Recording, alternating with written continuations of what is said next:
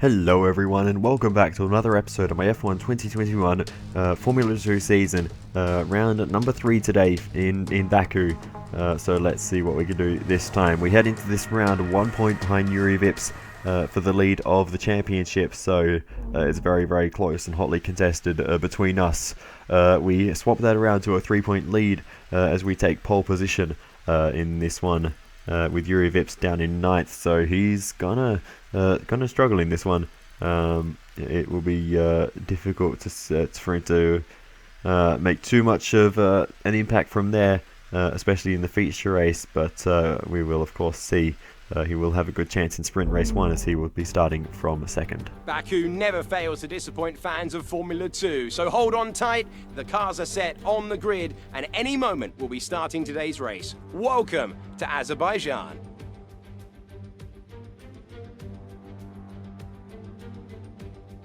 This is not your usual racing circuit. It provides one of the most complete tests for the field.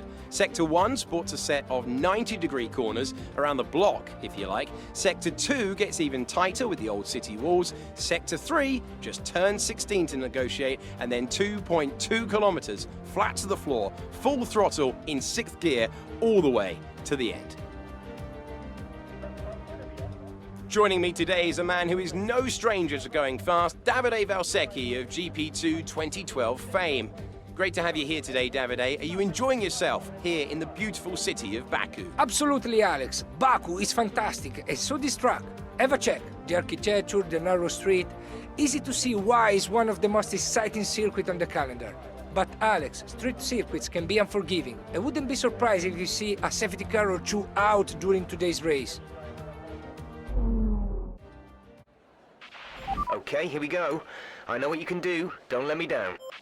I will not let you down, Jeff. It looks like there's going to be some rain forecast for this one around the 20-minute mark, so it'll be interesting to see how that plays out. But anyway, we'll worry about that when it comes. For now, we just go to the 5 red lights. And it's lights out and away we go for the Sprint Race 1 in Baku. It's a good start for us. Zendelli moving around trying to find some opportunities into the first corner. We go up the inside, try and maybe pass Daruvula. We end up slotting in behind him, and Daruvula also with a bad exit there. Can we get up the inside of Daruvula now into turn 2? We will get there and eventually take that position, and we're now up into 8th off the start. As you can see behind, the fighting continues. Zendelli just about holding on there, but we are focused on the cars ahead. Can we make any more places as we have a think about an overtake? But I didn't want to go lunging into there as there were cars going side by side. Now Daruvula's got us back as we are up the inside again into turn 4, and this fight with Daruvula is going to continue for a bit longer as we get a bit of wheel spin on the exit and we switch back to the left. Once again up the inside of Daruvula, and as we go very deep to make sure we cover off the position. Surely this time we will maintain it, and actually looks like Oscar Piastri was able to take advantage of that too, and the Australian driver gets through and up into 9th position. So opportunism there from Piastri. He's got Daruvula. He passed Zendelli just earlier as well, so it's been a great start for him on the opening lap, making moves stick. But now we get very close there through the end of the middle sector, and now finally go up the inside if we can just about squeeze through, and we do so, and overtake Christian Lungard. Nice overtake. And we are now up into 7th with a purple middle sector. So we're going well in this race as we have a bit of a moment there through the last little chicane section, and now as we continue on, we can continue trying to move forwards in this race and just score as many points as we can in these sprint races. That's what the sprint races are all about, just making overtakes and doing as well as we can. We go up the inside of Guilherme Samaya, who, to be fair, did a great job in qualifying to be in the top 10. I glossed over that, but Guilherme Samaya doing a good job this weekend, and running with teammate Fittipaldi at the moment, or should I say a Charouz.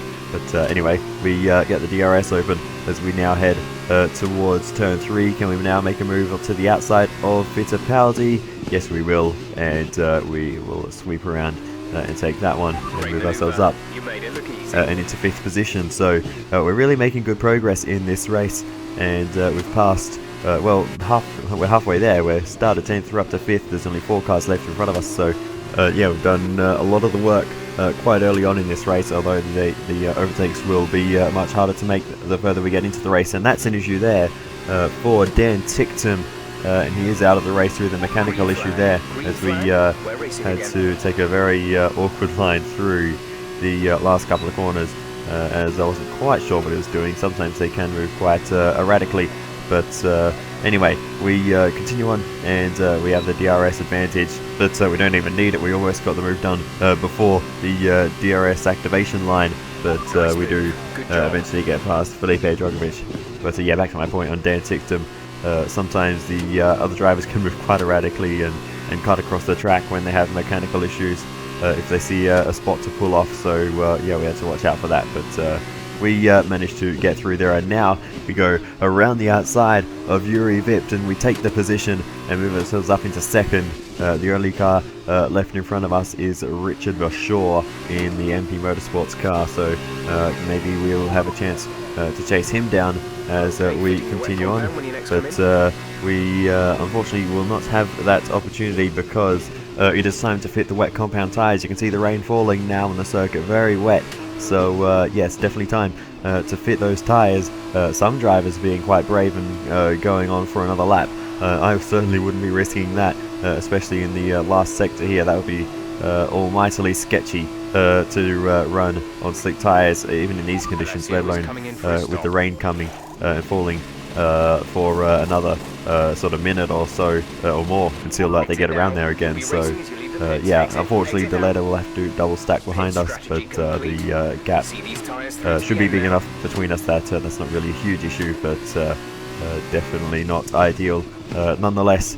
But anyway, we continue, and we need to get these tyres up to temperature as quickly as possible before the track gets too wet and it becomes too hard to generate that temperature efficiently. But we do so, and once everyone makes their stop, we re-emerge once again in second position. So we just need to stay consistent and hold on to this one. But that was just about it for this race. Richard Verschoor wins Sprint Race 1 in Baku. Great drive from the Dutch driver as we come across the line to take P2. Okay, pick up rubber and bring it home. That ended very suddenly, but there was really nothing to show for the latter part of that race. We just stayed consistent in the rain and brought home P2. We get driver of the day and a whole bunch of points as well. A nearly flawless performance here then, and a commanding victory. And I have to wonder, Davide Valsecchi, just what set them apart from the competition here. I think this race was won thanks to the tire management. You have to remember, it's not just about going as fast as you can. It's about consistency. It's about maintaining your speed over an entire race distance. So being able to keep the lap time competitive while still respecting the tires, that's where they won today. Our drivers are making their way out for the podium celebrations, and it's going to be MP Motorsport picking up the winner's trophy. Congratulations to the entire team for that fantastic performance. So Richard Verschoor wins Sprint Race 1 in Baku. We take second position with Felipe Drogovic in third.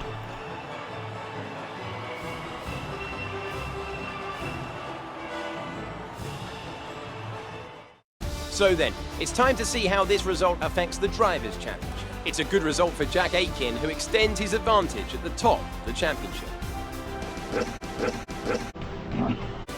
On to the teams then. There was also a strong showing from the MP Motorsport team today as they make their way up the standings.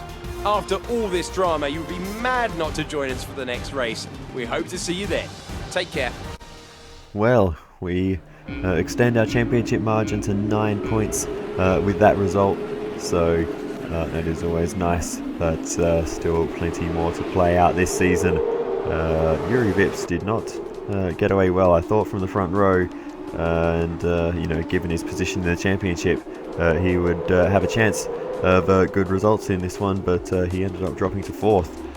So yeah, obviously we passed him, and I suppose Felipe Drogovic must have got through at some point as well.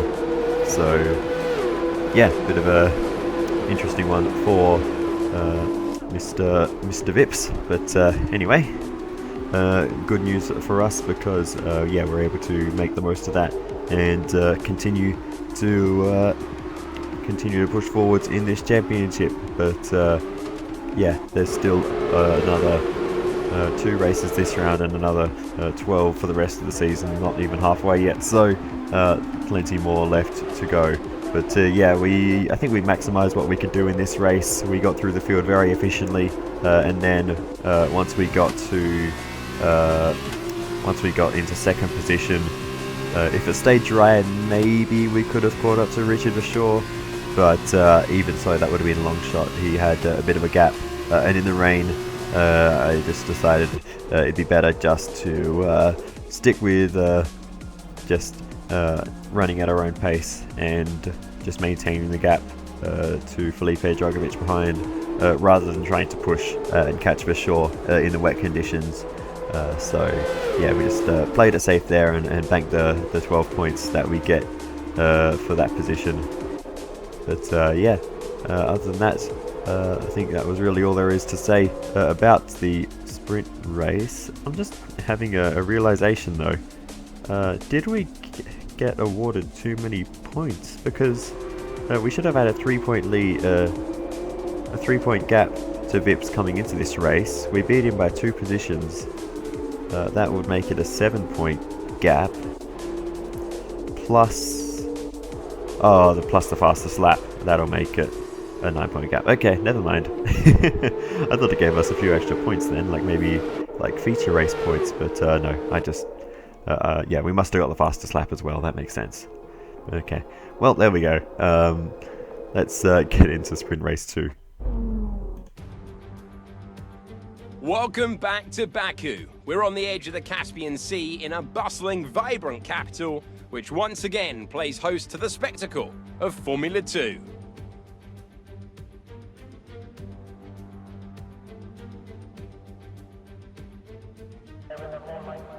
I'm not the only one sitting here today who's looking forward to today's race. My friend and ex-GP2 champion Davide Valsecchi next to me is already on the edge of his seat awaiting the start of the event. How's it going today? Hello there, Alex. I'm great, thank you, and very excited to get started. I have a feeling we are in for a very special event today. Alright, so here we are on the grid for sprint race 2, and we're only starting 1 position higher than what we were in the first one. That is a sign of a good weekend. Now, we get ready to go to the 5 red lights. Once again, let's hope I didn't just jinx this weekend by saying that. Away we go for sprint race 2 in Baku. We've got Yuri Vips right in front of us this time as we head down towards the first corner. We're going to go to the outside and we'll see if we can gain some positions this way, and we do so, and actually gain quite a few as we continue to fight. We've already gained 2. Can we gain some more as we just about have a look, but no move to be made into turn 2, but we've got a good exit, and we will be able to out-drag Enzo Fittipaldi, and that's 3 positions gained for us as we exit turn 2 and continue through the remainder of the first sector as we again have a little think about a move into turn 3, but we're a little bit too far behind to go for anything like that. But now as we give the rear end of Christian Lungard a bit of a nudge there, but no damage done thankfully. Now we go up the inside of Lungard into turn 5, and we will just about make this stick around the outside, and we might even get Piastri here as we go to the outside of the Australian side by side towards the castle section. Piastri late on the brakes as we try and keep the nose in on the outside. Piastri gives us the space, and now we're side by side heading into the castle section. Piastri yields and we get through ahead of the Prema driver, but that was a fantastic battle there with Oscar Piastri. As we now have a look at a replay of the start, Ralph Boschung was on reverse grid pole. He got away well, and he's going to lead the way into turn 1. Look at Piastri trying to go around the outside into turn 1. As we know, we've already overtaken Piastri, so obviously it didn't quite work out for him. But it was a bold effort, but Daruvula holds on, and Zandelli manages to get through as well, as Piastri was very compromised along that run through turn 2. But it's Ralph Boschung who leads the way at the moment, and he's done a great job at the start of this one. He's always good around these street circuits, so he is going to be tough to beat. We've got a good run on Larim Zandelli as we go to the outside, as we set the fastest lap of the race. We pinch him in towards the apex, and we run a little bit wide ourselves, but we do make the move stick on Zandelli as he's still there on the inside, so we're not quite done yet. Getting a bit overexcited, but through turn 2 surely we'll get the move done. We have DRS along the second straight, and this will seal the deal for us as we cover off the inside just to make sure, but we are now away and clear ahead of Larim Zandelli, and we can shift our attention forwards to Jane Deruvala, who sits in second position. So we go up the escape road. All of a sudden there, we cut forward to the next shot, and we're up the escape road into the castle section. We do manage to get going very quickly, only dropping a couple of places, but that was a very bad mistake for us there. I could see that if we didn't turn right and go up the escape road, that would have been very bad for us. We would have just hit the wall and probably been out of the race, so I decided to bail out of the corner. Yeah, that could also be a bit of a dangerous re-entry onto the circuit, but I didn't quite intend to. Well, that's another mistake there as we got up on the curb of the in the final sector there, and just grazed the wall on the left-hand side as we had to save the car. And now Richard Verschoor retires from the race with a mechanical failure. He's probably going to go up the escape road here as well, this time by intention. But yes, all sorts going on in this race at the moment, and I'm losing track of where everyone is at. But we continue on now and go down the inside, make the move stick up into 4th position. We get ahead of Christian Lungard, and now we can look back at Oscar Piastri as we catch up to the Australian once again. Let's see what we can do along the second straight. It's probably our best overtaking opportunity. I'm not very good out of the final couple of corners, so it's difficult to make moves into turn 1, but along the run from turn 2 to turn 3, we always have a nice run along here, and we make the move to the outside of Piastri, and we should just be able to sweep around this time and leave him plenty of space on the inside, and we will make the move stick on Oscar Piastri. And now we are back where we were. Jane Deruvala is up next. Bit of a gap though to the Indian driver, so we need to catch that up. And once we do, it is time to try and make this move stick. Unfortunately for us, though, Deruvala does have the DRS advantage from Ralph Boschung, so it is going to be difficult to make the move on Deruvala. But we will go for it down the inside. A late move, an aggressive one, as we go very deep and only just make the corner ourselves. Deruvala sees it coming and gives us the space necessary there. So thank you to Deruvala for being cooperative there, and we're able to get through. A bit of a moment there though on the exit of turn 3, and now Deruvala is coming back at us once again, as he has a bit of a moment on the exit. Now Piastri up the inside of Deruvala. Oscar Piastri trying to take P2 here as they go side by side through turns 5 and 6. Oscar Piastri has the outside line, but he gets a good exit from it, and as they're going to head side by side, no, Deruvala slots in behind. He's not going to risk going side by side through the castle section, and Deruvala down into 4th position. Piastri remains 3rd, as we are now up to 2nd through all the fighting of the last couple of laps. But we continue on then once more as we drift our way through, and now Piastri's got a good run as we head into the final corner. Can we defend this? We're going to actually let Piastri through here and take the DRS along the run to the finish line. See if that will help us out as we sit right behind Oscar Piastri. Let's see what we can do here. A bad line though, we hit the wall, and now Deruvala's got a good run. We might not even be able to hold off Deruvala here as we head towards the finish line. It's going to be a very, very close finish here. We do get DRS. That will help us. Christian Lungard's involved as well. It's going to be 3 wide as we head towards the finish line, but we just about hold on. That's the end of the race. We'll see you in Parc Ferme. And that was a very close finish. Once again, we get the driver of the day. It's another decent points haul for us. A great win then for the Campos team today. Tell me, Davide, what was the key to this success? I think they kept a cool head. That's why they won today. Smooth, steady, everything bad that happened to them, they handled it calmly and professionally. That's what let them focus on getting the best out of everything else. The car, the strategy, they managed to keep out of trouble the whole way around.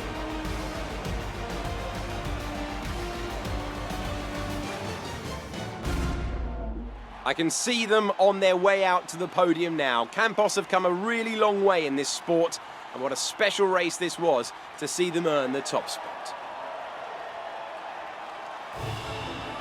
So Ralph Boschung wins Sprint Race 2 in Baku, Oscar Piastri finishes in second position, and we take third.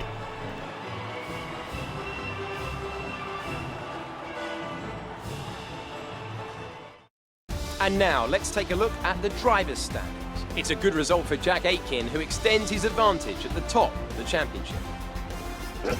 And now a look at the team standings. Meanwhile, good work from Campos this weekend, who pushed themselves further up the order. That's it for today's race. From Davide and I, it's goodbye, and we'll see you when Formula 2 returns. So, there we have it. Here is Ralph Boschung. At the end of the race, I didn't quite get to showing him crossing the finish line because it was a bit of a crazy finish for us. So I didn't want to draw attention away from that, but take nothing away from Ralph Boschung. He drove a very, very solid race today, led from start to finish. So it's a great race for Ralph Boschung, and he wins Sprint Race 2 in Baku. Great stuff for Ralph Boschung, and he will be incredibly happy with this result, as will the Campos team. It's fantastic for them as we return to the usual highlights reel. But yes, for us, the start really set it up for us. We made a lot of places there, and yeah, we made the mistake at the castle section, of course, which set us back a bit, but the pace was very, very good other than that mistake, so I can't really complain too much. It's another podium starting from down the order, so yeah, I'm still pretty happy overall with this race. And of course there was a mistake on the final lap as well that lost us the place to Piastri. Yeah, I probably, in hindsight, knowing that I've never been very strong through the last couple of corners, I probably should have fought Piastri a little bit harder. I definitely could have defended that position there, but I thought if I let him pass, we'll have the DRS to hold him off, or to re-overtake him, I mean, on the run to the line, but I didn't account for scraping the wall on the exit and losing all of our momentum. But yeah, it was unfortunate, but at the end of the day, it's a 3-point difference, so 16-point lead, 19-point lead, it's not a huge difference at the end of the day. There is still plenty more to go in this season, as I have said many, many times in this video. But anyway, yeah, that's just about it for the sprint race. Yuri Vips, didn't really see too much of him in this race after the start, so he had a fairly quiet one, but nonetheless, it will be interesting to see how the final race and indeed the sort of weekend round points play out. Richard Verschoor, the winner of the first race of the weekend, retiring with a mechanical issue in this one, so it's not a good weekend, or not a good sprint race 2 at least for Verschoor. So yeah, he'll be looking to come back and score some good points in the final race of the weekend. So I think it is time that we just get into it. So let's move on to the feature race here in Baku.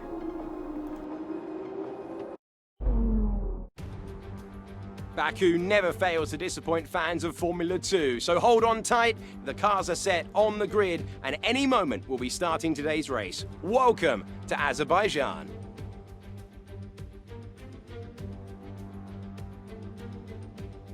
This is not your usual racing circuit. It provides one of the most complete tests for the field. Sector 1 sports a set of 90-degree corners around the block, if you like. Sector 2 gets even tighter with the old city walls. Sector 3 just turns 16 to negotiate, and then 2.2 kilometers flat to the floor, full throttle in 6th gear, all the way to the end.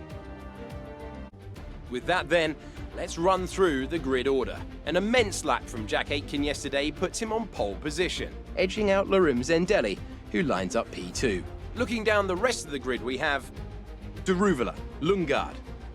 Escherus, and Dragovic. Samaya, Tictum.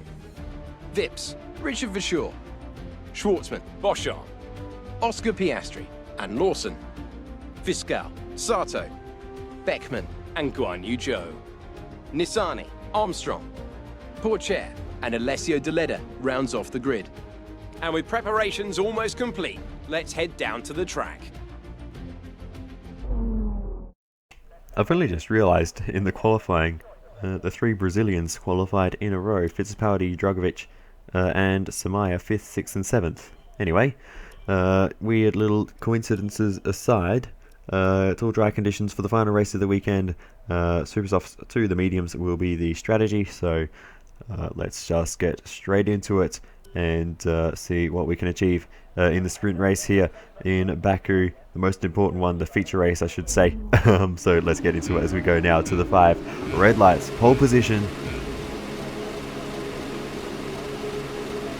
It's lights out and away we go after a long hold on the grid, but we're underway for the feature race in Baku, and we're going to lead the way into turn 1, a little bit wide off the apex there, but we'll have the first position as we head down towards the second corner, and we'll just continue to hold this through as we have a bit of a moment there through turn 2, and that's got to give it opportunity to Larim Zandelli as we head towards turn 3. Zandelli very close behind in the slipstream and gaining momentum as we head towards the next corner. Down the inside goes Larim Zandelli. We've got to leave him some space there as we run side by side, and Zandelli gets through as we get a bad exit out of turn 3, and Zandelli is up into the lead as we sit in behind the German driver, and he leads the race now as we continue through to the end of the first sector. We go very wide at the apex there through turns 5 and 6, and costs us some time, and now we need to worry about the cars behind, and not really worry about Zandelli so much because he is getting too far ahead of us, so we need to stop making these little mistakes. It always happens on the opening lap for me. I tend to I can sometimes take a while to get a good rhythm, but yeah, we need to work on that. But you can see we're going on with it too as we continue on. We're actually continuing to lose momentum as around the outside almost goes the ART there of Christian Lungard. We managed to hold him off just about, but he was very close to making that move stick around the outside. But by now surely we should be getting into a bit of a rhythm and trying to catch Zandelli once again, but Christian Lungard just won't go away. He gets fully past us this time. We go back up the inside though into turn 1. It's very close through turn 1 as we now run side by side up towards turn 2. Lungard ahead as we just about get the nose back in down the inside. We go very deep though as we take a very square line through that corner. Gives us a very bad exit with a lot of wheel spin, and now we've got more than Christian Lungard to worry about. Here comes a Charuz to the outside as we head in, and that's almost contact there on the right rear corner as Enzo Fittipaldi, this is we're on board with, goes around the outside with a lot of chaos there, but we do manage to hold them all off once again. But anyway, that's a bit of contact there with the wall, and we're going to need to stop this lap for a new front wing and a new front tyre. Look at that, puncture on the front left from that contact with the wall. We bounce off the next wall into the pit lane as well, and it's very lucky that we're still in the race after that second bit of contact, and we are going so slowly down pit lane. I've put this in fast forward just so we're not sitting here all day, but into our box we go now, and we need new tyres and a new front wing. It takes a long time in Formula 2 to change a front wing with the limited pit crew. They need everyone helping out just to get the job done as crew members run around to different parts of the car. But we get underway once again, and we resume our race. Now, we want to finish the race on this compound. So I don't know what we can achieve from here. It's a long stint on these tyres to the end, but we will get effectively some form of undercut on the field ahead. So that is really the only thing that could save us is if we can go quite fast on these tyres now and gain back all the time we lost with the short time we did run with a puncture, which was mostly in a straight, to be fair, as you can see Liam Lawson off the left hand side of the road there, up the escape road. He is out of the race with a mechanical failure, so unfortunate for Liam Lawson. But yeah, we continue on, and we do set a fastest lap of the race. So we do have good pace at this stage, but as you can see, everyone else has made their stop onto medium tyres, and we haven't gained any places, as Jane Deruva is also out of the race there on the left hand side of the road. So that's two of the Red Bull livery cars out here in Baku in the feature race. But we're pushing on, and you can see a big slide there through the middle sector just after the castle section.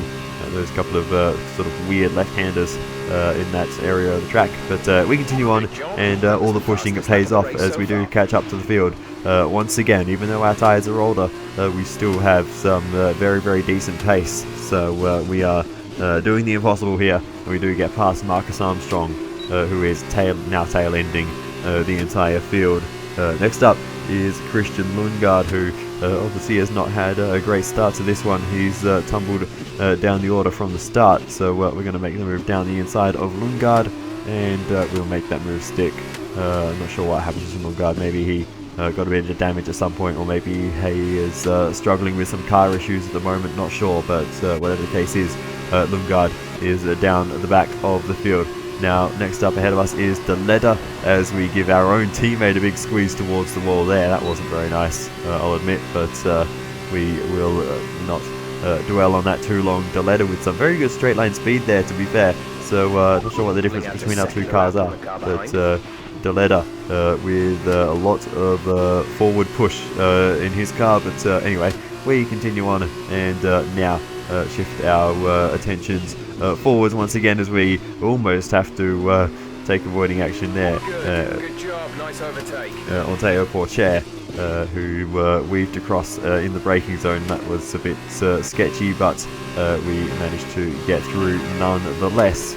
Continuing on again then, and we've caught up to the UNI Virtual Racer car, Guan Yu Zhou, in front of us. DRS open as we head along the main straight once again, and we should be able to get this move done into turn 1 and get ahead of Zhou. He's got a good straight line speed there again with Guan Yu Zhou, so maybe it's just our car that we're lacking some straight line speed. But anyway, next up is Mourinho Sato, so let's see what we can do against the Japanese driver in the Trident as we go a little bit deep and a bit too quick into turn 2, but we got the DRS along the run to turn 3. Maybe we'll be able to do something with Mourinho Sato here. Can we get to the inside? We have a think about it. We will go for the move, and very late and aggressive one, but we will get it done and move ourselves ahead of Mourinho Sato. Next up in the queue is Ben Viscal, so the teammate of Mourinho Sato in the other Trident. So let's see if we can catch the Dutchman. We actually make the apex of turn 5 for the first time this weekend, so that's nice. We are slowly improving over the course of the weekend. But anyway, Ben Viscal is in a heavy queue of cars here. We're almost pushing him through as we head into the castle section. We're close here. We're going to go up the inside into the castle section itself. We leave him as much space as we can, and we do get through and get ahead of Ben Viscal and overtake through the castle section in Formula 2. That was very, very tight. Let's see how tight it was on the replay in nice and slow motion. But Ben Viscal was a little bit wide and just made a bit of contact with the wall there, and the end plate comes off of the right side of his front wing, so that's unfortunate for Ben Viscal.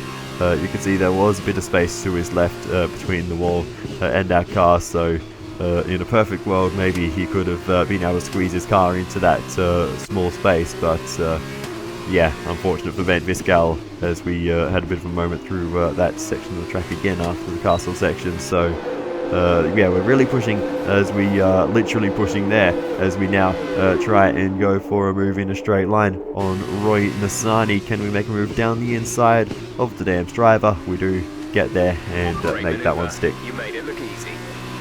Next up is another car, the car driven by David Beckman, so let's see if we can catch up to him. Will we be able to make a move in the same place that we did on Ben Viscal? Let's see if we can get up the inside of Beckman. No, not this time, and we'll stay behind the other Campos, who is, well, he's actually sitting right behind Ralph Boschum. So Ralph Boschum he's currently in 11th position, sorry, 10th position, so he's still running in a fairly decent place in this one, scoring points at the moment. But anyway, DRS open for us behind David Beckman, and it's only actually just occurred to me how close to the points we are. If we can pass these two Campos cars, we will be in the points. So we get one of them into turn 3 and get ahead of David Beckman, but you may notice we're on the last lap of the race now, so we're really pushing hard at the end here to try and make anything work. Ralph Boschum is ahead. Can we get up the inside into the castle section? Once again we have a look. Boschum leaves us a bit of space, but we just can't quite get there, and Boschum just barely scrapes through and makes the corner himself. So that was a good effort from Boschum to make all of that work, but we unfortunately couldn't make the move stick. So we've got very limited opportunities here.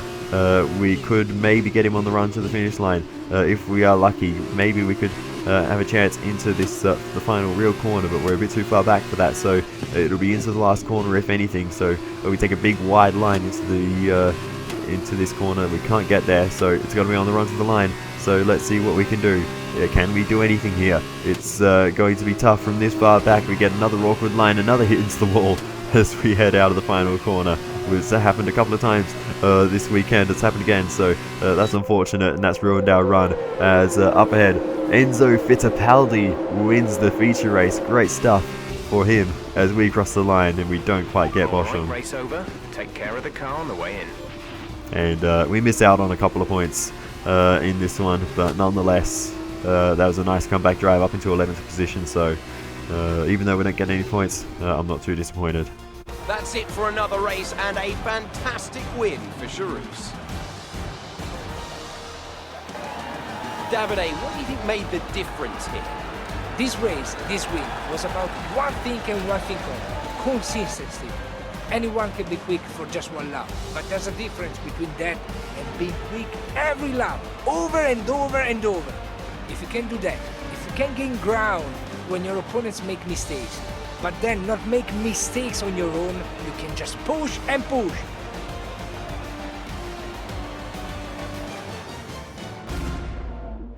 It's time for those well-deserved celebrations. They may be one of the newer teams to join F2, but the Charouz team have shown they're a force to be reckoned with, taking home the victory. Well done to everyone on the team. So Enzo Fittipaldi wins the feature race here in Baku. Dan Tickton takes second position with Yuri Vips in third.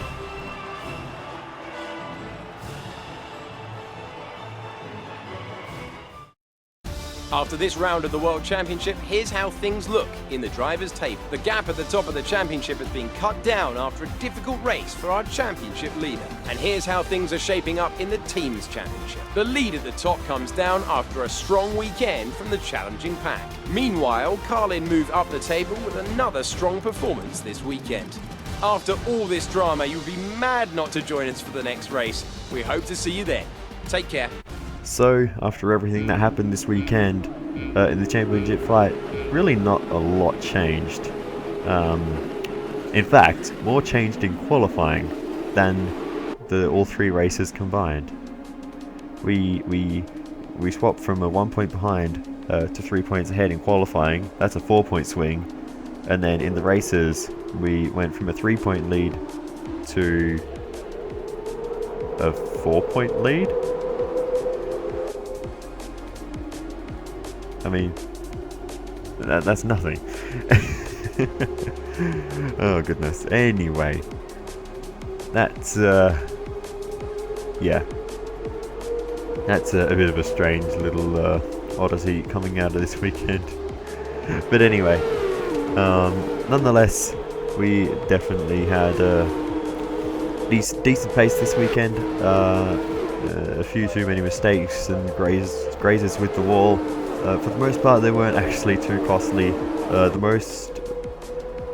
biggest mistake we made was probably that one that you just saw on screen. That forced us into the pit lane with a puncture. It would have been good if we didn't have that issue. Then we would have been able to fight through the rest of the field with better tyres, or we wouldn't have had to fight through the field at all. We would have already had good track position. Something I didn't actually cover in that race, which you may have picked up on, the Rimzandelli actually made a 2-stop, and I cannot for the life of me figure out why. He never made a front wing change. He just decided to put on 2 sets of the super soft compound tyres before going on to the mediums. So yeah, it was a bit of a weird one. I don't know why Lungard Zandelli decided to do that, but nonetheless he did, and he wasn't able to fight his way through the field towards the end the way we were, so that ended up pretty costly for Lungard Zandelli going for that strategy call. But anyway, yeah, it was a bit of a weird one. Anyway, you can see now as we started making our way through the field, we had really good pace in this final one. Despite being on all the tyres, we were able to make moves, especially with the DRS pulling us along. That's honestly, I think, what made a fairly big difference in this one. But other than that, then I don't think there's really too much else left to cover, so I'll say thank you so much for watching. Feel free to give me some feedback in the comments, I really appreciate it. Always looking to improve and do better, and I'll see you later.